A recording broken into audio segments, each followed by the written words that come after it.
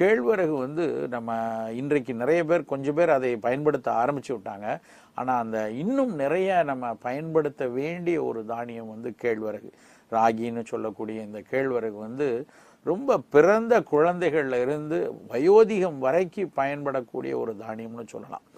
அதாவது தாய்ப்பாலுக்கு அப்புறம் கொடுக்கக்கூடிய முதல் திட உணவுகளில் நெல்சோரை நிறைய பேர் செய்வோம். நெல்சோறுக்கு இணையாக வீனிங் ஃபுட்டுன்னு சொல்லக்கூடிய திட உணவுகளில் தாய்ப்பாலுக்கு அப்புறம் கொடுக்கக்கூடிய முதல் திட உணவுகளில் முதலிடத்தில் இருக்கக்கூடிய ஒரு தானியம் வந்து கேழ்வரகு.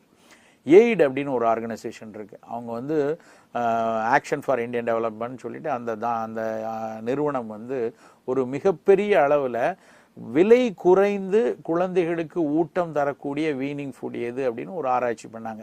அதாவது அவங்க வந்து பாவர்ட்டியில் இருக்கக்கூடிய வறுமையில் இருக்கக்கூடிய குழந்தைகளில் தாய்ப்பாலுக்கு அப்புறம் ஒரு திட உணவு